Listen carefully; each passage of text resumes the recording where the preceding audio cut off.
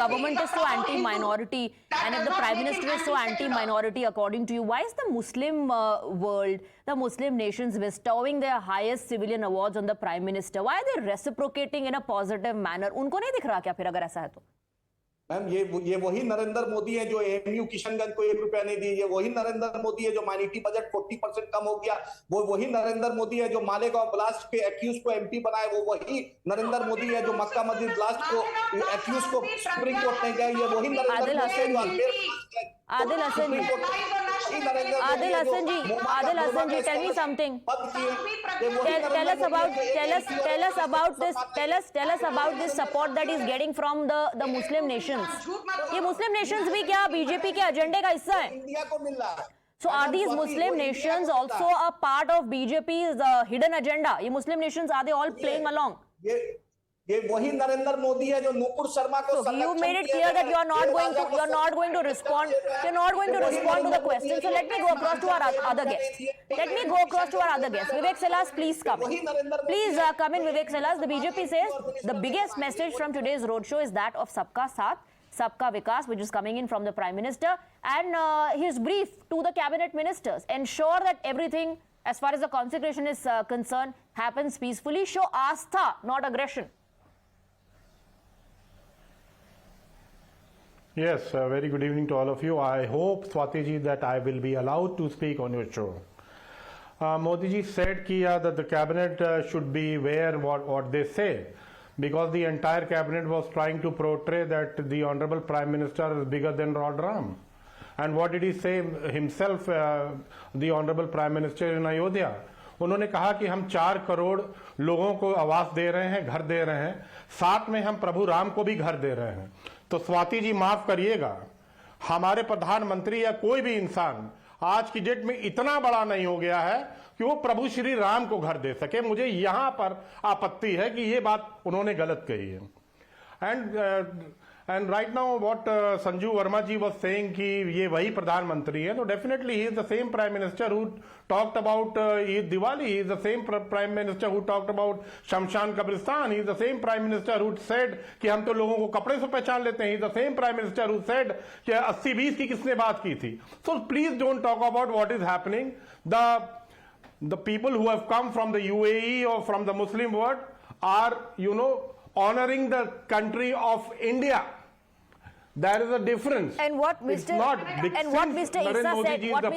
said, did he say that during he has to be honored? Did he say that during the Modi government's regime when he said India sends out a message of harmony, and when he spoke about inclusivity? Was that not for the Modi regime, for the Modi government? Is he also part of BJP's agenda? Is my question, plain and simple. Are all the Muslim nations playing along? Are they all hand in gloves with the BJP?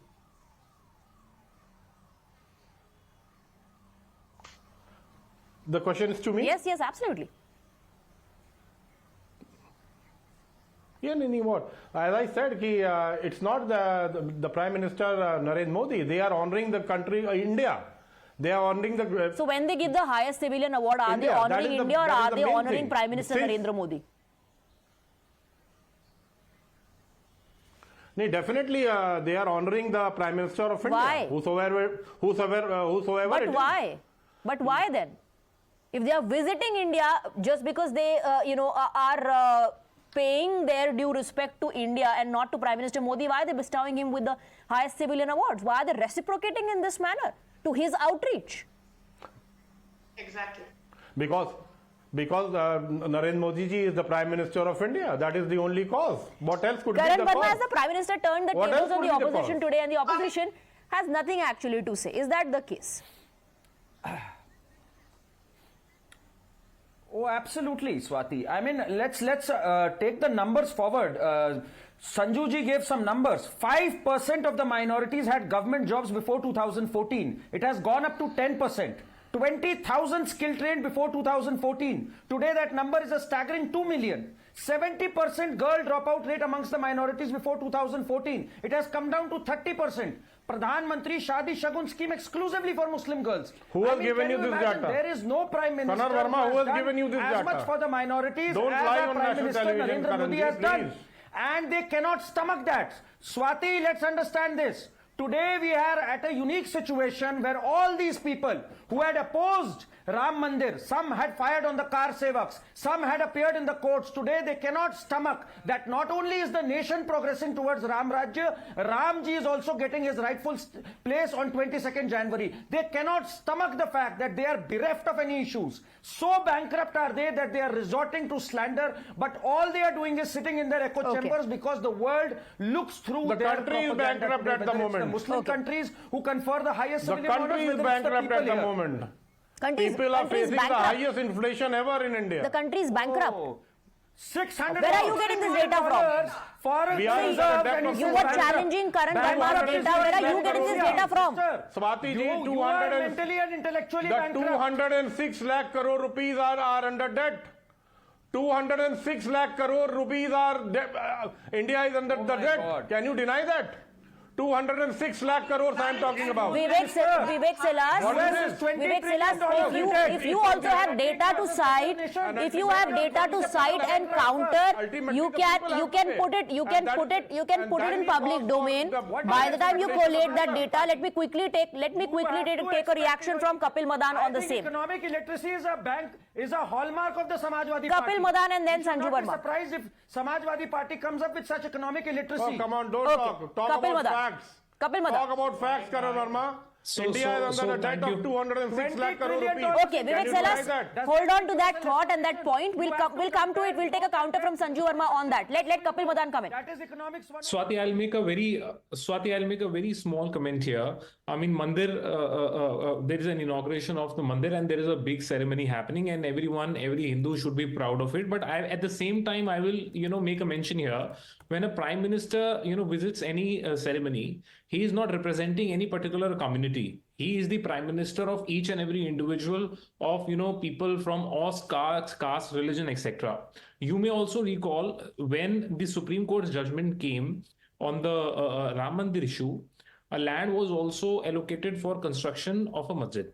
Now, do we even hear in any, debates or any corner of the print media about what is the status of the construction of that masjid, whether the government, the union government is equally concerned or is equally interested in, construction of that masjid? My only limited point is here because a prime minister is a prime minister of the entire country. He is not representing any political party. He is not representing any particular religion. For every citizen, be it Hindu, Muslim, or any citizen, caste, creed, our prime minister represents the country as a whole, and each and every individual citizen is a stakeholder in the events of the which are important for the country. Right. So my only limited point is that Can I a give prime small minister reply, should. please? 10 seconds.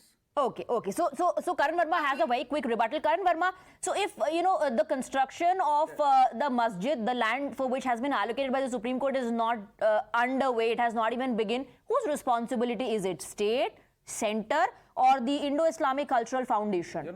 Swati, I'll get to that. I think it's the Indo-Islamic Foundation, but just a small thing. You remember those days, Swati, when all these intellectuals and all of them used to line up and say, Mandir ki kya zarurat hai?